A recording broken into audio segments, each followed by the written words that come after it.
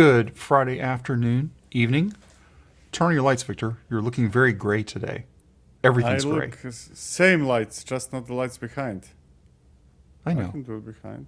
There we go. Just it makes it pop a little bit better. Let's see. Will it go? There we go. Any of that. Better? Yeah, much better. There we go. Yeah, because you're gray shirt with a gray background. So you're just like a floating head right in the middle of the screen. A floating head. Who wants that?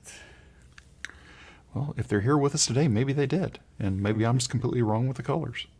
Hi, by the way. My name is Darren. This over here is Victor.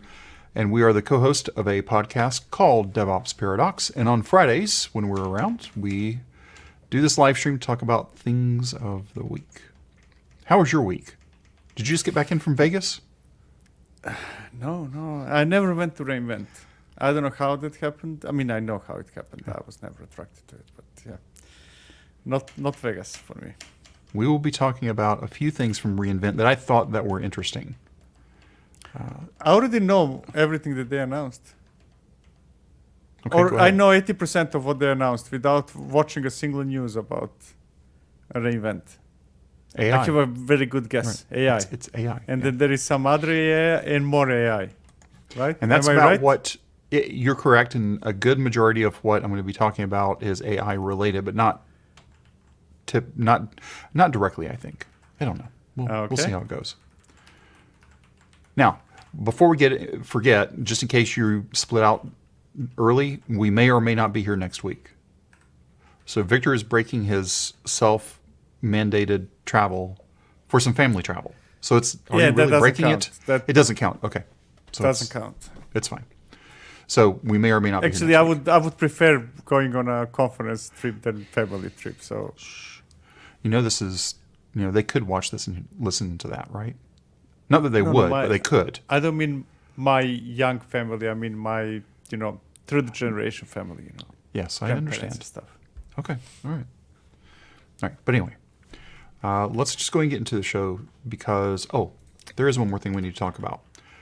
We can't start a stream without talking about DevOps Dozen. If you haven't voted for us yet, please do. I have not started the social media onslaught. I actually know how to do that. But that's probably going to be starting next week. 1 a day, maybe 2 a day, depending on the day. Am I bothering you today? Or you're just busy working on some other Okay, good. No, I always work in parallel. You think that I'm giving you undivided attention? Is that what you think? Yeah, okay. I should know better by now. But anyway, DevOps Dozen, links for everything will be down below the video probably tomorrow morning sometime. But we would appreciate your vote. We're up for 3 categories. Victor for Top DevOps Evangelist, the podcast for Best Podcast, and then DevOps Toolkit, Victor's YouTube channel, for Best Video. So please go vote. That's all we'll say about that. Okay, so this week's episode was with Matt and Ville from Chainguard.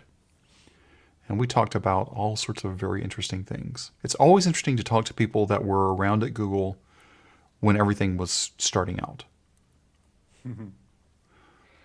And especially when I asked, behind Google Cloud Storage, is there actually hard drives? You have to ask, right? Yeah. It was a good episode. It was fun to edit, and hopefully, if you've listened to it already, hopefully it was good for you. Oh, you know what? I didn't pull it up for this week, but we got our Spotify. I sent it to Victor, and he looked at it. If you listen to us on Spotify, thank you, by the way. Spotify is actually our #1 podcast platform. Right behind it is all of the Apple things, whether it's Apple Podcasts on the phone or on the desktop or whatever. They don't split it all out. But it's Spotify #1 for us, but we don't know how you're listening to it on Spotify. Is it on mobile? Is it on desktop? We don't know. We just know it's Spotify. Do you actually listen to our podcast, Victor? I know the answer to this. I listen to the podcast every time I go to a gym. Oh, right. And you never go to a gym, so we're in good shape. Good. All right. No, I was in a gym half a year ago. Oh, okay. Anyway. Actually, I was listening to our podcast also. I bike relatively frequently. But then I almost killed myself by crashing into the car that I couldn't hear because I was listening to the podcast, so I stopped. Yeah, that's probably wise anyway. Oh, wait. Ingen, good to see you. Sorry, I wasn't looking at the chat yet. And Romans, happy Friday. It is Friday. Boy, it's been a long and short week all at the same time. I'm just thankful I wasn't in Vegas this week. Vegas, I think you're in the same boat with me on this. Vegas is not our favorite city. It's in a general. city everybody must visit once. Once. I agree with that. Once. But you never have to go back after that. It's just... No. I was Now- curious to see. I did hear that there was what's the name of that new dome in Las Sphere. Vegas? The Sphere. I did hear that Google Cloud put a commercial on the Sphere They did. during the event. saw that. That was a interesting one. Yeah. I probably would like to go back to Vegas just to go to, not to see a full show, not like the YouTube show. I don't care about that. But in theory, they have they show not necessarily a movie, like a sit down movie, but something special, just like how you go to a museum or something and see something like an IMAX at a museum or something. Oh yeah. It's something like that. So, but it's like $90 last time I heard. But it'd still be cool to go in and see, just to say I did it. But I don't need to go see a live band there. That doesn't do anything for me. But anyway, what's in your from line? Do you know what that's from? It's a takeoff on a banking company. What's in your wallet? Okay, I did not catch that analogy, but Yeah. I tried to be funny. It didn't work out very well. That's fine.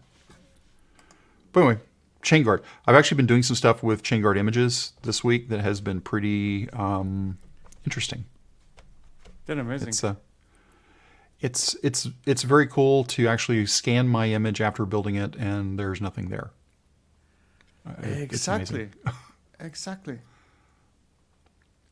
It's amazing. But what I really like is that, you can pick, Alpine is a decent distribution, but what they're doing is that they're building it daily, right? Everybody else builds their images whenever there is a new release, right? They build it daily or sometimes even more frequently, right? So they're going to find out whether there is a bug, not when a new release comes, but within 24 hours. Sorry, not a bug, but vulnerability. Within maximum 24 hours. That's amazing. If I remember right, Matt said the public images, which are the open source images, are built every day, but anything that you're paying for gets, anytime there's an upstream, there's a build. Exactly. There's one small beef that I have with the open source images, but it's a small one, and I think this would apply to. It's small. It's small. Like, okay, they've got Java images. I know you're not a Java person anymore, but hear me out. They have a Java and a Java LTS, or a JDK and JDK LTS. I appreciate that they are trying to keep with just the single LTS, which right now the only JDK LTS is 21. So if I want to use anything, I have to use Java 21. Not all of my code is up to date for 21 yet. It would be nice if they had LTSs for each of the current LTSs, which is 17 and currently 11. 11 goes out, or actually, did 11 go out? No, 11 goes out next year. So I'll put it on a bit higher level. What they do, if I'm not wrong, is that they provide only the latest of a given something. Correct. Right? Yep. So you need to be a paying customer if you want to have tagged the other images, stuff. right? So correct. They keep the tags. So you could go to JDK 20, but you would need to be the paying custer. Which I understand. They need to earn money somehow, right? If it's so valuable to you, pay something. Yeah. I understand it. It's like I said, it's small because there is a way I can get it. I have to pay for it. But I don't know. I'd feel, but see, you can't have that same argument about Go because anytime there's a Go update, you're basically just supposed to update immediately, right? Isn't that the answer? That's the answer to every language, but with Go, people might be doing it more frequently, yes. Yeah. Okay. Let's get to Romans here. Never been across the pond. You're not missing much. Actually, there's some of the national parks are pretty cool. I will say that. Forget the cities for a moment. Concept of Vegas is futuristic. It was futuristic in the 70s.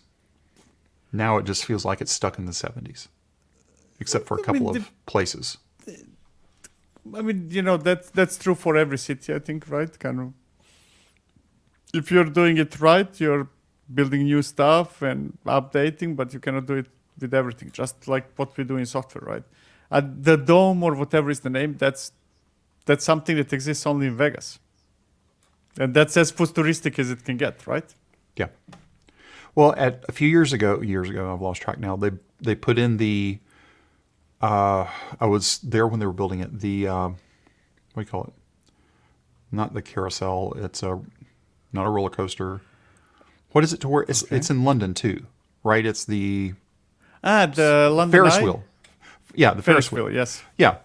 So that was like one of the newest things they'd had there in years from an exterior standpoint. But you can still drive down, especially older parts, and just it's still super old. As Jivan says here, old Vegas is very analog. That is so true.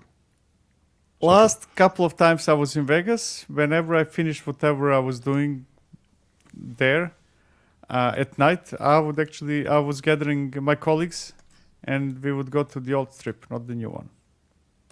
Yeah, because it's... Probably that's what he meant by old Vegas. Yeah, I like it. It's kind of rustic and... It's because it is. It's because it hasn't grown up. So that's that. Let's answer this question and then we'll get into the rest of the show. Your base images should be based on from scratch and move to Alpine or Wolfie only if you absolutely have to. What do you think of that? Yes. I mean, my default choice is Scratch. Now, that doesn't work always, right? You might need some libraries, you might need this or that. And it especially doesn't work if you have like Java, right? That needs JDK. It doesn't compile to the... No, actually, correct me, Darren. Java, does it compile to self-executable binary? It can. Okay. You can do a native binary with Graal. Yeah. Okay. So anyways, if it's not a native binary, that will not work. And in some cases, even with native binaries. But yes, it's a default choice, Scratch. Yes. My images start with Scratch and then go to something else if I run into problems. And that something else is Wolfie in my case, rather than Alpine. Yep. Wolfie base. How do you pronounce? Wolfie or Wolfie? Wolfie. Wool. That's actually a good question because there's not two O's there, but just pronounce it like there's two O's. Wolfie. Like Wolfgang Van Halen. Wolf. Right? Just Wolf. Okay. So, this is funny too. Microsoft.NET images are from Debian. Yeah, well, that's a different conversation. And you're right. It needs some C libraries, and not just C libraries. It needs the glibc libraries, not the musil libraries. Exactly. Oh, yes. No, but Wolfie is, unlike Alpine, Wolfie is, they use glibc. They solve the problem, exactly. Yep. They use glibc instead of musil. Or you can still get a Wolfie that has musil in it, but their default is glibc. Or glibc, however you want to say it. Okay. Podcast comes out on Wednesdays, 6 a.m. Eastern. We are getting into the holiday season. Next week, I believe, is... I don't remember what next week is. I've lost track. So the first...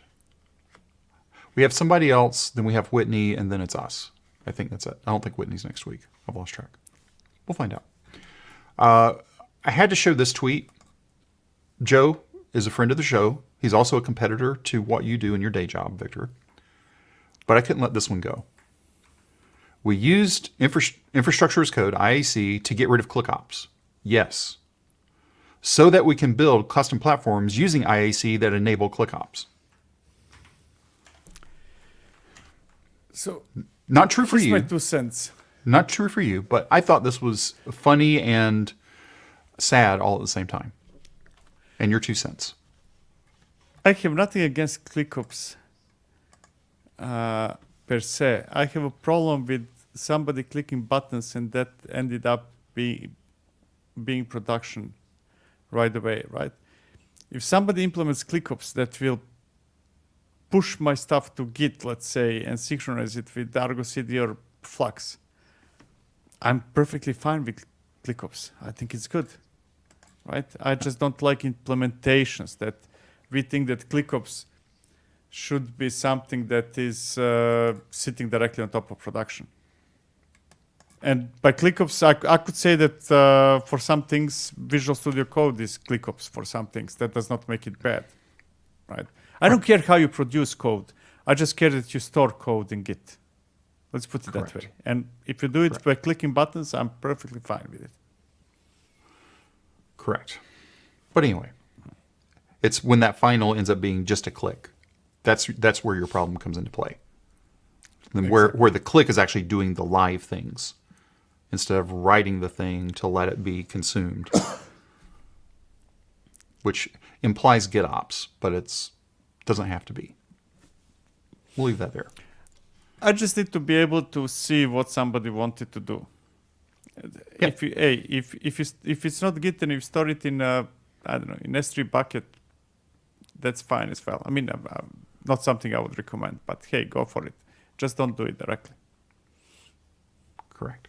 Okay, let's get into some of the Amazon announcements this week that I thought were interesting.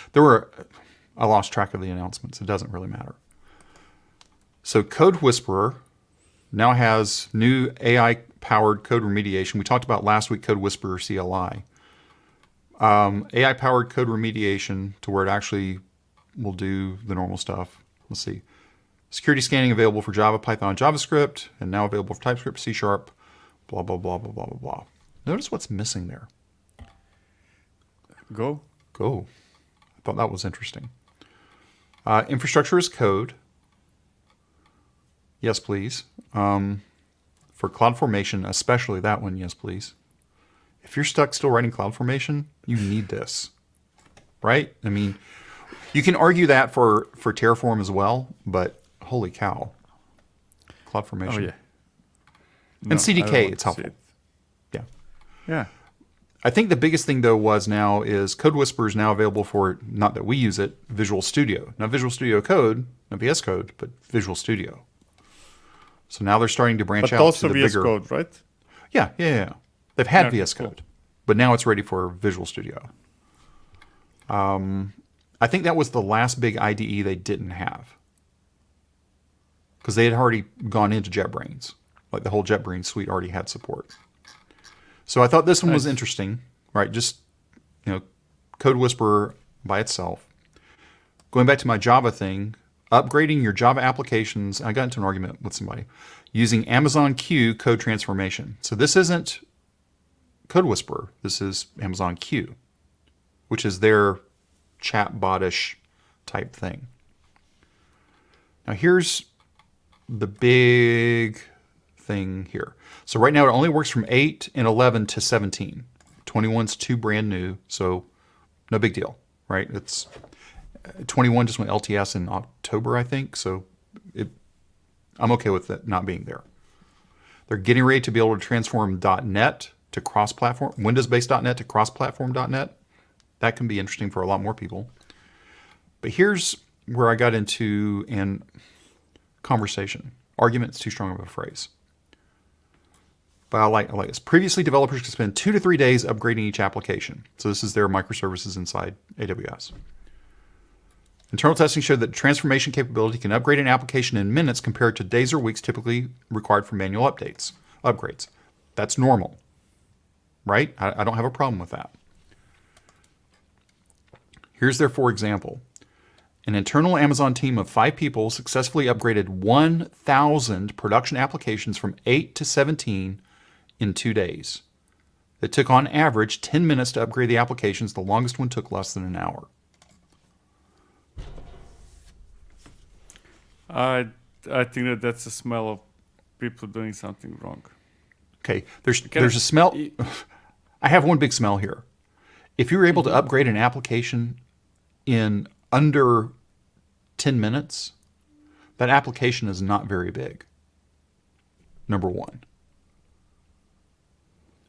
Meaning it's not like the classical when we wrote the Spring Framework apps. I'm not even talking about Spring Boot. This is pre-Spring Boot.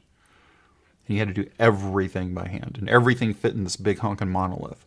Look, at the end of the day, guess what? A microservice is a monolith. Right? But if everything is defined as code, right?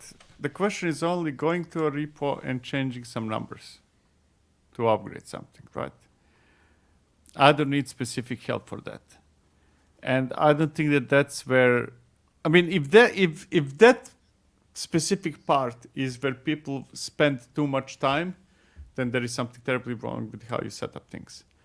Where we spend a lot of time is not the activity of upgrading. Where we spend a lot of time is figuring out what will happen if we upgrade, right? What will fail, what will not work, will it work, and so on and so forth, right? So think of it as testing, right? Testing is where I spend a lot of time rather than changing the number. I mean, come on, how hard it is to change the number, Darin? I don't know. It could take me a few days. If going from 8 to 17 could take me a long time. I mean, that's an extra digit, and I have to change one of them. There we go. So if we take a look at how this runs, they did this inside of IntelliJ. So it is Code Whisperer adjacent. You still have to have access. It is Code Whisperer, but Code Whisperer is using Amazon Q. And you say, okay, I want to upgrade the Maven module from 8 and 11 to 17. And it creates this transformation plan. Now, this is what I found interesting. So it updates all the tests and whatever. So update dependencies, build in Java 17. I guess these are the command or the prompts. That's the word I'm looking for. And finalize code changes. So, okay, updating a POM. Okay, whatever. But changing the annotations, I thought that was interesting. And there's probably other things that happen too. This is where everything is headed. So whether things are good or bad or people doing things wrong, this concept of having a helper to move me from where a team could spend 2 or 3 days on a single application to where a single team could do 1,000 applications in 2 days, that's where we're headed. The days of bringing in consultants on a bus to upgrade a legacy application are nearly gone. True or false? I still believe that the major issue there is not really the action of changing the code, which could be, if you upgrade the library, then you need to rewrite the code to use because that library changed, that can be worked, but I'm still not concerned about that. I'm concerned about the part of validating that this works. Now, if that something can validate that this is the right thing, right? Kind of like those changes will work, then yeah, I'm all for it. If it's writing extra tests, updating the tests that are in place, I don't know that I want it to update the tests that are in place. That would be a little strange. But writing new tests? Look, I might be wrong here, but I believe that if people have tests that are covering them sufficiently, right? Those teams should be close to the edge most of the time, right? You typically do, if you have tests that will surface issues, you probably don't wait 5 years to upgrade something, right? Hopefully so, yes. Exactly. You wait 5 years because you don't know whether that will work. That's the challenge, right? Am I completely off the No, you're track right. here? In fact, this goes back to the episode this week to where you said you actually had to upgrade an application, or actually you were trying to remediate a security issue, and the way you remediated was to remove the dependency, and nothing broke. Mm-hmm. That's in the same family of your argument right now. Yep. There's still Validating upgrades is a bigger work than upgrade itself. That's the Yes. gist of it. Correct. I would have to agree with this changing the number. We upgraded in-place Kubernetes once. It was okay from the start, but oh, the horror stories that I can tell based on that small change. Yes, going from Exactly. in the early days, right? We're not talking major minor patch. We're talking patch to patch. We're not talking miner to miner. Yeah, but the work is still similar, right? Yes, Kubernetes itself is so much better now. When we are upgrading, there are fewer things that will go wrong. But the point is that you need to validate it, right? And validation. So there is upgrade process, the list of the problems, validating the upgrade, and then fixing whatever issues come out of that, right? I'm concerned about the middle part. Can we safely validate that this works? If we can't, you're not solving my main problem. Right, because at the end of the day, the software has to run correctly and stably. Stable. It has to be stable. Yeah. Stably. I'm making up words today. Okay. Let me go ahead and pull this last one over moments. Main takeaway, check your dependencies, all the things, because they may not support new Kubernetes, but they will run until you want to redeploy. I hadn't thought about that, but if it's in there and running and you upgrade around it, because it may not, that makes sense. And this is where I was getting to. Then you have a config mismatch on the new version. Yep. Exactly. That's why you should never do rolling restarts. You should take everything down and bring it up from scratch. Did I say that out loud? That's why you should never do new releases. Correct. You ship it once.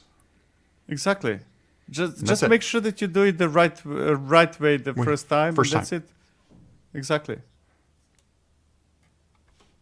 Moving on. Anyway, I thought this was interesting because for where it can work, this is a very good thing. But it's not going to be just like asking ChatGPT, go fill out my form or give me the top 15 answers to this. It's a starting point. It's a starting point. Wait, okay, all right. We'll get to the point where those things can replace humans. We are not there yet. Nope. They're helping us. They're not replacing us. That's all there is to it. Obviously, they're throwing the number 1,000 out because it was a shock and awe number. But I would have been just as happy to have seen, okay, usually it took a team of 5 3 days to do one. If they would have just said, okay, that same team of 5 was able to do 10 in 2 days, I'd be like, oh, that's great. But when I see 1,000, that's when my spidey sense goes off. And it's like, was it really? But again, if the apps are small enough, microservices, and truly small enough, then that's a probability, if not a possibility. That's okay. It's not like Amazon started on this yesterday. They've been working at this for a while. Ari, every major company on the S&P 500 has 1,000 Java apps laying around. Still using Java 8 or 6. Don't be surprised. Oh, yeah. And before Java as well.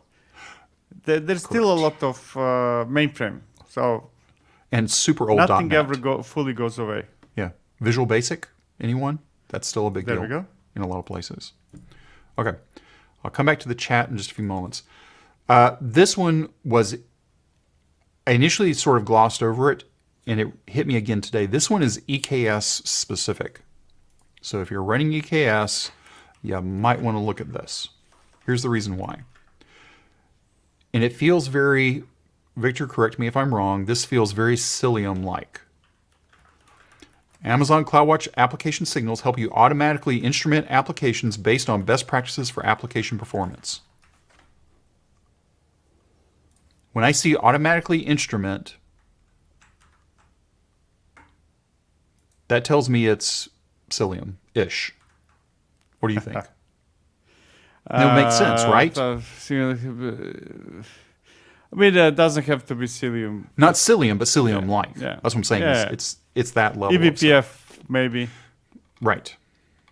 That's what I'm saying. So it says right here, you can easily collect application and container telemetry when creating new EKS clusters in the console by enabling the new CloudWatch Observability EKS add-on. By the way, that's probably going to cost you more money when it's all said and done. Maybe not for the hookup, but CloudWatch is going to cost you money. We'll get to that in a minute. And then after you enable the signals, then things start happening. Nice. So it gives you visibility of what's there, and then you get a nice little chart, and then team collaboration, whatever else, and off you go. Oh man, CloudWatch changed so much. I haven't used it in years. CloudWatch, I remember, it was a very, very ugly table with logs, right? Yeah. I never saw those things in CloudWatch. This is new to me, but probably not new So to everybody you might else, need to but- revisit this, is what I'm hearing. Yeah, I do.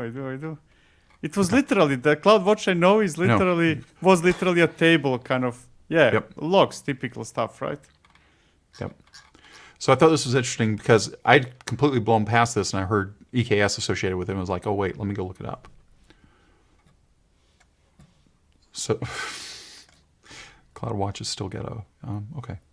Yes. Yeah, this is deploy Pixie on EKS. Now, this is preview, so buyer beware.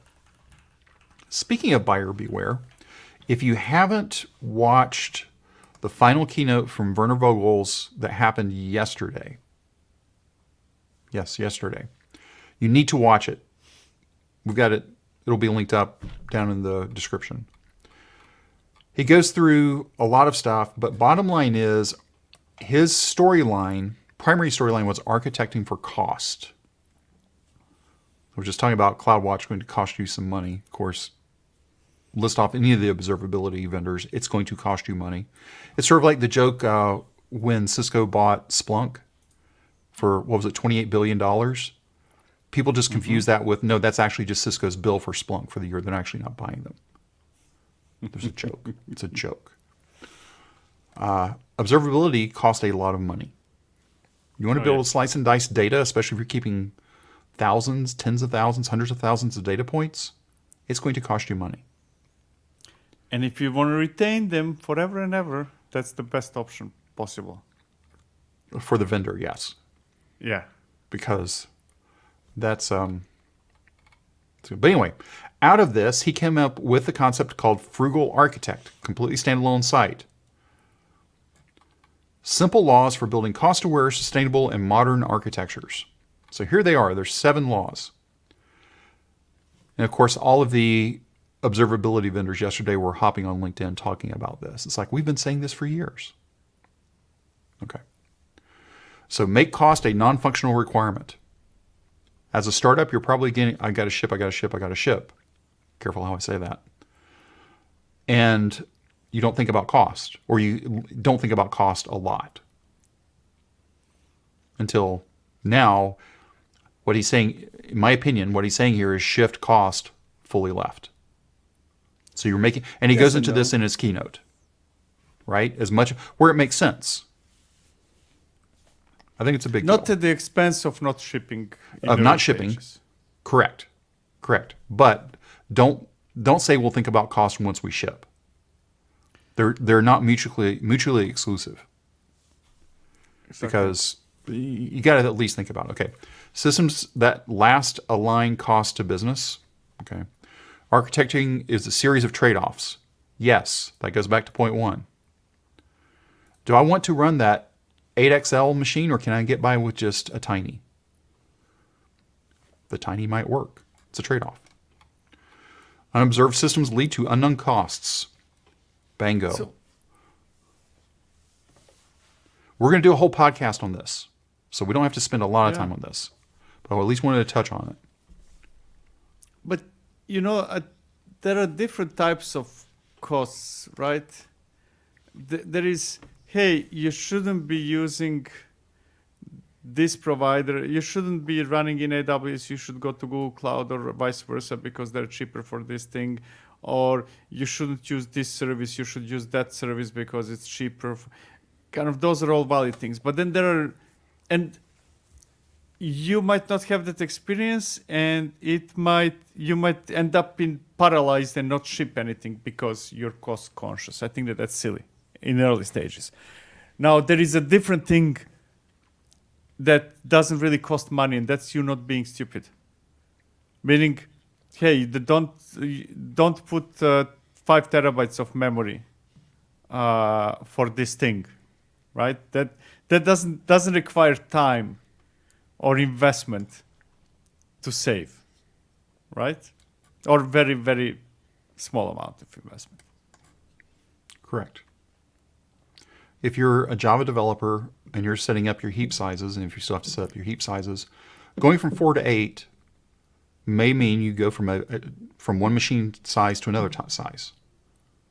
But if you're going to say, oh, no, we're going to go from 4 to 64, it's like, okay.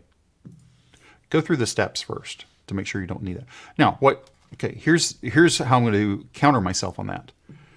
If you are running on a 4 and you're having problems and you go to 64 and you're not having problems, then okay, then memory is a solution, but don't stay at the 64. Start working your way back down to where you're getting the 64 performance for the cost of, which is probably going to be 16 before it's all said and done. It's a divide by 2 rule, right? It is. It's a divide by 2, and divide by 2, and then once you get there, it's like, okay, that's it. Anyway, I want to look at this one too. Unobserved systems lead to unknown cost. When you say system here, in my head, I see system. First thing you're thinking of is the technology. We have a dependency on the mainframe. But we actually don't have a dependency just on the mainframe. We have a dependency on the mainframe and the people that actually operate the mainframe.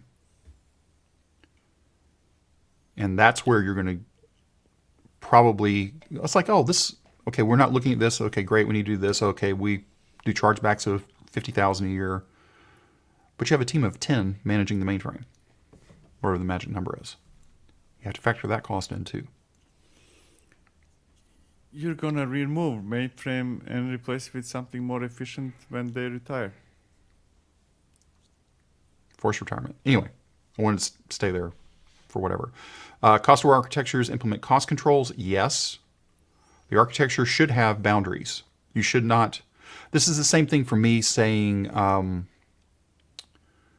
what is it in Kubernetes? Help me. It's not max memory. It's CPU request. Requests and limits, yeah. Requests and limits. Like this is, you should set the limit. You don't want to spend more than what your credit card has. Otherwise, everything gets shut off. Ask me how I know. And that's where higher level services are helping there a lot, right? If you're unsure what and how and things like that, hey, go to GKE Autopilot instead of GKE. Go to Google Cloud Run or Lambda or Azure Container Apps, right? They're going to cost more, but assume less tweaking, right? So they're going to end up costing less than you putting 5 terabytes of RAM for your container running in Kubernetes, right? So more expensive services are often going to save you money if you don't know what you're doing. Agreed. Sometimes it's worth just paying that, what I'll classify as insurance money, because it's doing a lot more for you that you just don't understand. Until you understand what you're doing, then you can make an informed decision, is this insurance or not? Exactly. Cost optimization is incremental. And then unchallenged success leads to assumptions. And it ends with, we've always done it this way. It works. Yeah. But anyway, hey, we're going to do if it worked for a space shuttle to get to the moon, why wouldn't it work for you? Right. It's just, look, if Elon Musk can have SpaceX, why can't I? No, I was talking about the technology of the space shuttle original. Oh, okay. Okay. Anyway, we are going to do at least one, if not 2 episodes diving deeper into this. So I thought it was interesting. And yes, Ingen, today's DevOps Paradox is very Java-esque. That's the reason why, because it's very simple. Every coding problem to me is a Java problem. That's my first language, not my first language, but I will not tell you what my first language was. That would really date me. No, that can be interpreted in different ways. It's negative. I could interpret it as all the problems are coming from Java. Yes, that's true. That's true. I'm not going to argue that point. Anyway, I would recommend watching the video for this. It's about 2 hours. There's some customer stories that are woven in between. In typical Werner fashion, there's this whole video thing. It's based on the Matrix. There's video clips coming in and out. You'll roll your eyeballs. It's fine. It's not that bad. Werner is the Kevin Federighi at Amazon. Do you know who Kevin Federighi is? No. He's the guy on the Apple keynotes that always is very self-deprecating. He always has great hair. He's like running his hand through his hair and anyway. I can't remember what Kevin's role is at Apple, but it's like high level VP type person. Yes, Java is the problem. Yes, and it's WASM now. You know what? I was looking at WASM the other day again. I'm still not. I'm not there yet. I'm trying, but I'm not there yet. I won't say anything because I don't want to do spoilers for the video that is coming. By the way, I'm watching the newer Doctor Who's, or getting caught up on Doctor Who so I can actually watch the new ones that just came out last week. No spoilers, please. If you're a Doctor Who fan, you have to understand that spoilers came out before River Song. And I actually found that in one of the episodes the other day. Okay, anyway, moving on. A project I had never heard of, I'm going to call it Cerbos, one or the other. Okay. The only thing, so it is I don't want to accept all. I just want to accept only, and if you watch the Werner video, you also get a cookies reference there as well. It appears to be an authorization thing, but they're dumping OpenCensus to go to OpenTelemetry. That's the reason why I ended up here. The reason why I put it here is because more and more people are moving to OpenTelemetry. If you are not moving your applications that you're writing to OpenTelemetry, you're going to be losing out. That's my prediction. Yeah, absolutely. I mean, there is no discussion about it anymore. Because it's open. And I mean, there are many things that are open or Yeah. have the open word, but this is a real deal. Kind of like it's happening. Yeah. So anyway, that's Cerbos. Again, can't remember what it's about. I think it was it's authorization. That's what it is. Yeah, authorization. Anyway, so that's there. Have you ever heard of OrbStack before? I didn't No. dig through all of our old stuff. It is Mac only. It's a Docker desktop alternative. So you've heard of Colima. Okay. What's the Rancher desktop one called? Oh, it's called Rancher Desktop. Duh.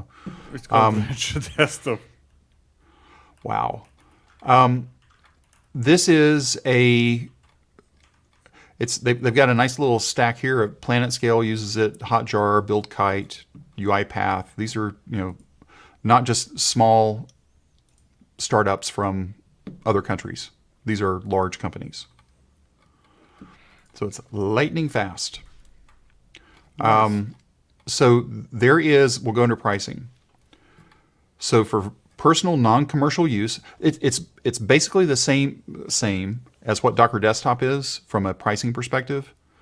If you're using it personally, it's personal. But if you're doing any kind of freelance work, you need to pay for it.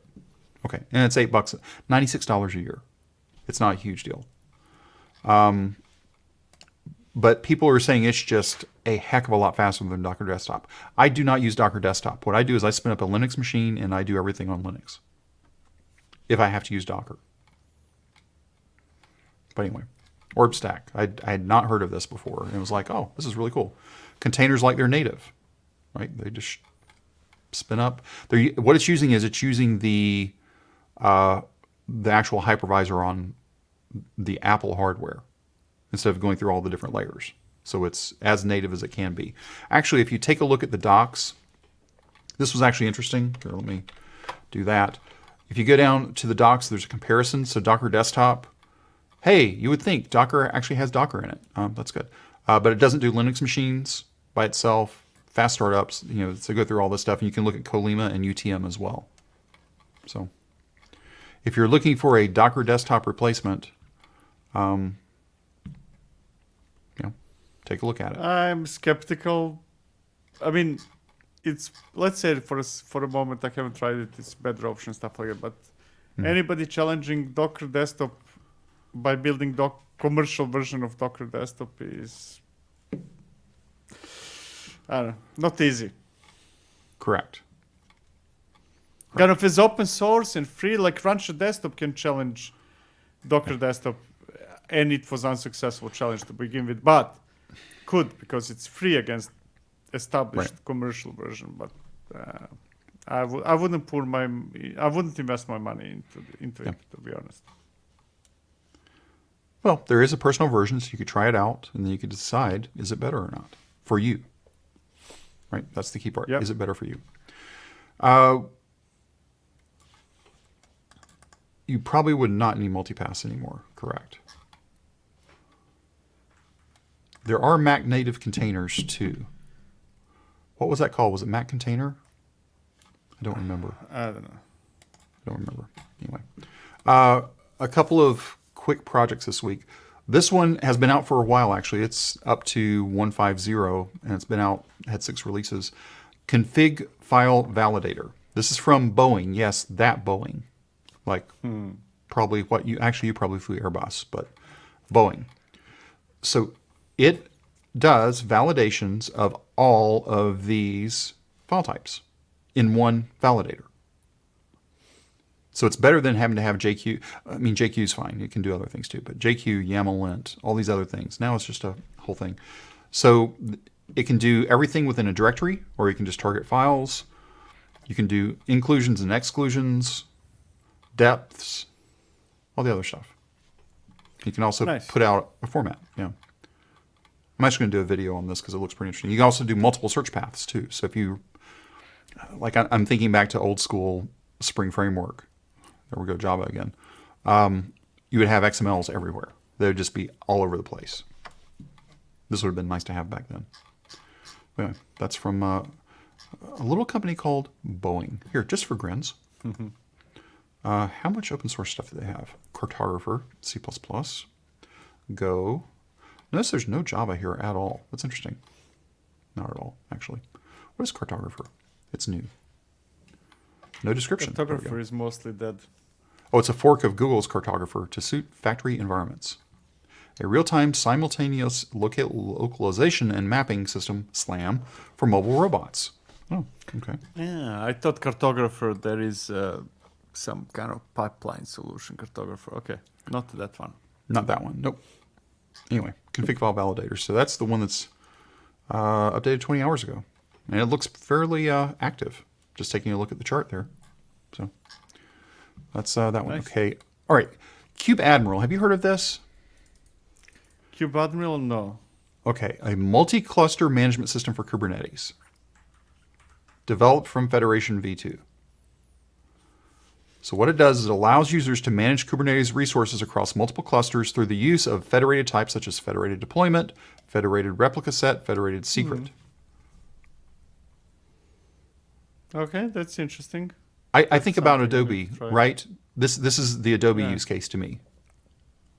And there's other people using this, but this is interesting to me. This may actually be interesting for your day job as well, right? Or no? Yeah, it looks. I have a KCP vibe there. Yep. That's right. Okay. Anyway, that's KubeAdmiral, and it's not like new, but it's newish, under a year. And that's Apache V2. We're going to get into some things here. Okay. That's all the normal stuff. Now, unfortunately, we have some AI stuff. You want to see some AI stuff? Oh, yeah. Give me some AI. It's been a One of while these- since I mentioned AI. It's been, what, 20 minutes? Yeah. The innovation in, this is Dify, I guess, or Dify? I don't know. An open source development platform for building assistance APIs and GPTs. So it has already seen over 100,000 applications built on Dify.ai. Okay. It integrates the concept of backend as a service and LLMOps, covering the core tech stack for blah, blah, blah. You can self-deploy capabilities similar to Assistance API or GPTs based on any LLMs. So whatever. So it's hooked into all the things. All the things. Would I want to hook into all the things? Okay, I don't know. Now, there is a community edition, but be careful. I had to laugh. Again, I am not a lawyer. Everybody knows that. Victor is not a lawyer. So I view the license. And I see, okay, it's the Dify open source license. I'm going to call it Dify. If it's incorrect, please forgive me. It's licensed under Apache 2.0 with the following additional conditions. It's permitted to be used for commercialization, such as a backend service for your other applications, or delivering it to enterprise as an application development platform. However, when the following conditions are met, you must contact the producer to obtain a commercial license. So that leads into the next part here. A, if you're building a multi-tenant SaaS service. As if there are single. Okay, yeah.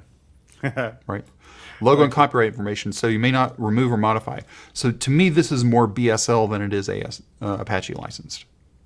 This is so. So to me, it's BSL based on Apache 2, which, you know what, is completely fine. Yeah. I have no problems with that. The only problem I have is that when it starts like this is this license, and then we modify the license, and me not being a lawyer has trouble. I'm already having trouble with, I don't know, dozens of existing licenses widely used, right? Right. Whereas if it would have just been BSL, and just said it, it's like, okay, most everybody understands what BSL is right now. I can't use it to build something to make money, but internally in my company, I have a pretty good chance that I could use it. For me. Yep. Me. So, not my company that I work for now, not Victor's company that he works for. I'm talking about, if I was a user within a company, I feel like I could probably use it. Anyway, that's Dify. Now, here are the other two. I found this article. Actually, I found it through somebody else. Llamafile is the new best way to run an LLM on your own computer. Are you ready to stop sending stuff across the wire? So what this is, llamafile is a single multi-gigabyte file that contains both the model weights for an LLM and the code that needs to run that model. In some cases, a full local server with a web UI for interacting with it. Where did this come from? Our friends at Mozilla. Okay. So Mozilla created this. So they're announcing the first release of llamafile and invites everybody to participate. It allows you to turn large language model weights into executables. Standalone executable on your machine. So if you have LLM weights in the form of a 4 gig file, you can transform that into a binary that runs on 6 operating systems without needing to be installed. They combine two things. I don't know. Maybe this is the next thing you're doing. I don't know. We'll see. It's a mystery. Okay. Finally, you want some free things? It's the season of giving, so I'm going to give you some free things. Free things? Google, okay. About 2 hours ago, posted this post, 12 days of no-cost training to learn generative AI this December.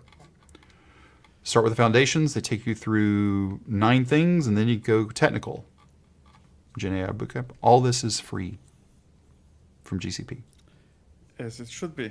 Because what is right now happening is that Google and Azure and whomever else are fighting who is going to attract all those developers working on AI right now, right? I think that's the battle that is not necessarily so visible, right? But really, the future for those companies is in adoption of their services. Agreed. And free training is a great way to get it. Yep. So Which again, is a win-win, so it's fine. Yeah, for everybody. And I just realized we're close to time here. Your video this week about OpenFunction. Yes, the most disastrous documentation I've ever seen, with a potentially amazing project. That's the one sentence speech. I haven't watched it yet.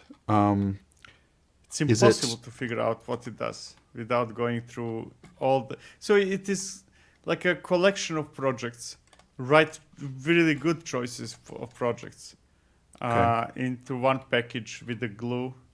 There you go, that diagram, right? So if you would build serverless yourself, you would probably combine those same projects yourself. So instead of you trying to figure out how to create that glue, OpenFunction gives it to you. And it's absolutely amazing if only you could know what it does through documentation. Oh, wow. Okay. Sure.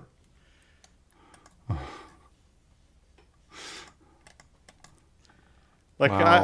I challenged, in that video, I challenged people, okay, find me in documentation a way how to change the host of your application, right? So you want it to be not XYZ, whatever is by default, but you want it to be acme.com. That's the homework for you, Darin. Find me documentation how you could do it. Find documentation of how to do it. Okay. Yes. I have a feeling I'm going to have to go and go through the source code to find how to do it. That feels like the answer already. Exactly. All right. OpenFunction, though. But you're saying, regardless of all the It's things... a great project. Great I project. love what they're trying to do. And, you know, like most projects that are relatively new, right? Kind of documentation is not something you start with. So I understand it. It's still not good, but hopefully it will be better. Okay, let's get this last question in before we cut out of here. Any recommendations on a tool to visualize, better yet, auto-generate current infrastructure communication flow? I know Hubble does some of it, but there's a dedicated tool. Communication flow, like it, That's the twist, right? Because infra visualization, multiple tools, but it's the communication flow, because that means you'd have to have known traffic patterns. you would need. So if you're talking about, hey, this request enters here and then it goes here and there and so on and so forth, and that's not happening within the same cluster, the answer is still tracing, right? You need to instrument all those endpoints to propagate the generate or propagate the ID. There is no other way, right? Kind of like if there is nothing to identify those separate requests and connect them into a flow, you cannot do it. So instrumentation, that's the key. Yeah. Tracing. Sadly, I think that is it. I can't think of any other way to, because you have to now know. depending on the programming language, you can auto instrument your apps or not. Depends. Not Java, by the way. That can't do that with Java. Not Java. I think the Java can be auto instrumented. It can be, but Right, not because as nice as the others. so if it's binary, like literally binary, like Go binary, that's challenging. And when I say instrument, I mean, of course, you can have tools that will add stuff to your code. That's not a problem. But in this concept, I mean, instrument from outside, like, hey, I run it as a container, and then I have a process that will add those traces and things like that. Java is easier than Go because Go is binary, right? Correct. But anyways, you need to instrument it one way or another. You need to, so in your code, when you say, now make this request, that request needs to have a logic that includes the ID that was received from the incoming request. That's how it is. Yeah.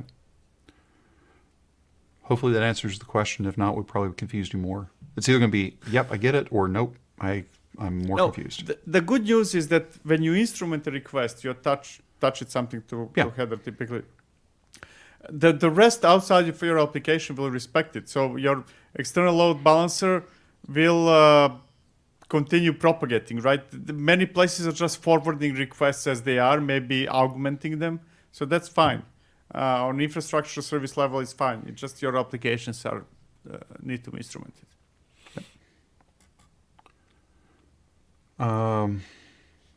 For multiple. Yeah, there are multiple, and I'm drawing a blank on all of them right now. That's the problem. It's been a long day already. Oh, that's right. So anyway, we may or may not be here next week. It depends on how Victor's internet connectivity is. That's the big question mark, right? Exactly. If I have decent connection, I'll try it out, and we'll see when I land. Yeah. Yep. But if not, that's fine. We'd be back the next week, which would be fine. I think that's it. I can't remember. Vote for us in DevOps Dozen if you don't mind. If you haven't done that already, we'd appreciate it. 1 vote per person, 1 vote per IP address. Leave that there. That's the rule. Play by the rules. Follow the rules. What else do we need to know? I think that's it. I'm Right? leaving. I have a top of the hour meeting. See ya. So we're all going to leave. Everybody have a great weekend, and we'll talk to you again maybe next week.